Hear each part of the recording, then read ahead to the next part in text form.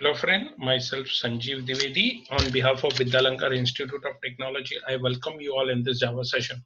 In this session, we are going to discuss about features of Java. Now, Java has a lot of features and which provides us a lot of advantage over other programming language like C and C++. Let us talk about few features in Java. The first feature is Java is very simple to use and learn. Now, when I say that, I mean to say that the difficult task can be done in simple way in Java because Java provides you a lot of inbuilt features, which makes Java program easy to debug and I mean make changes.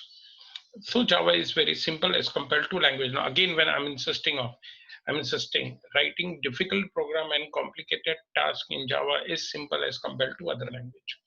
Java is very secure because when we install Java, it creates an environment. That environment creates a confined module.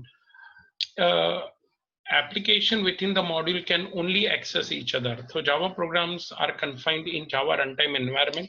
This environment will act as a platform that will provide all the features and support to Java program.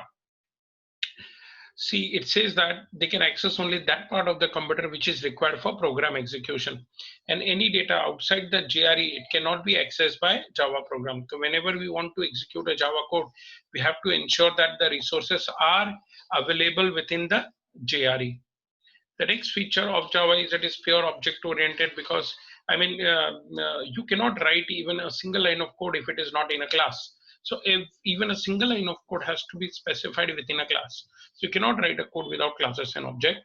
Java is portable because see the output of compiler is not native machine code. It is a bytecode like we discussed. It is an intermediate code.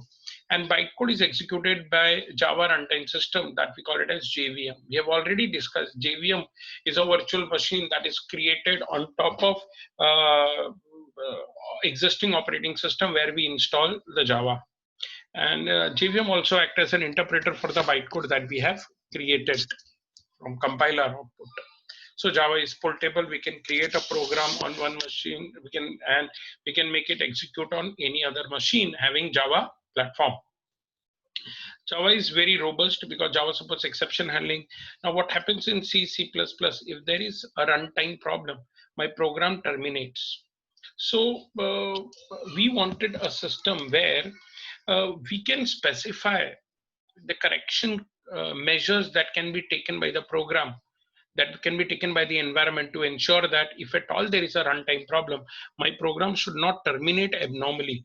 So the overall intention is to avoid abnormal termination of program, and it also supports garbage collection. It means that, see, ideally when we create any object, the memory is allotted in heap.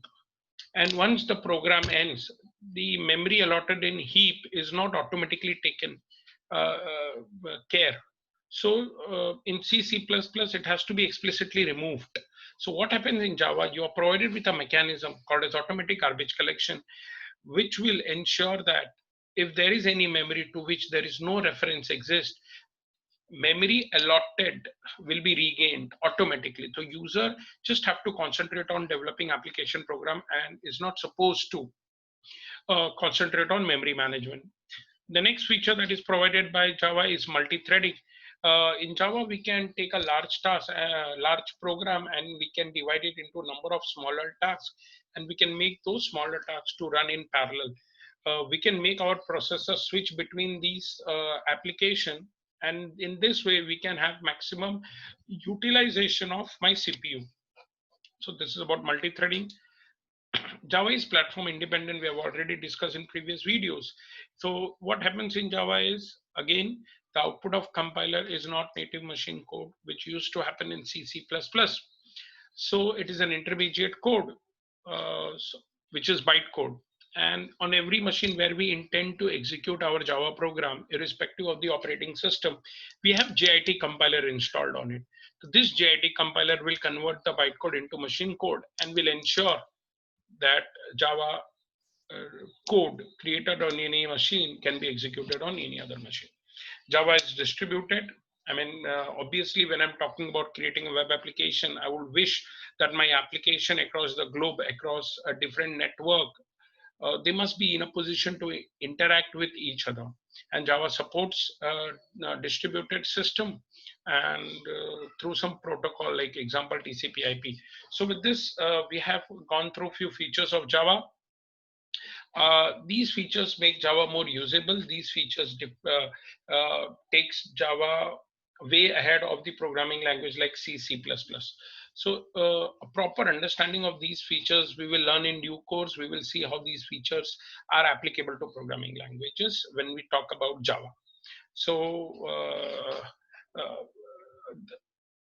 we have Java also uh, ensures dynamic binding or dynamic linking. So what we can do is, I mean, this is implemented through applet, like the way we say, okay, we will discuss these points with respect to every topic that we will study in over the period of time. So Java applets are basically small Java program that can be uploaded and downloaded across the network at runtime.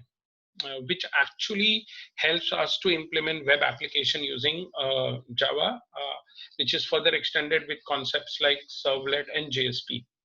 Java is scalable, means we can, it's not limited, it's not specified to a limited number of computers. It can be extended to my embedded system like washing machine, fridge. And yes, obviously it plays very important role in building an Android system on which majority of the smartphones that operates today's scenario. So the first and foremost advantage that we get Java and the feature that played very important role in making Java what it is today is platform independence, through which we can use Java to create web-based application. So this is about features of Java. Please go through Herbert Schild for more detailing, and we'll discuss further topics in next video. Thank you very much.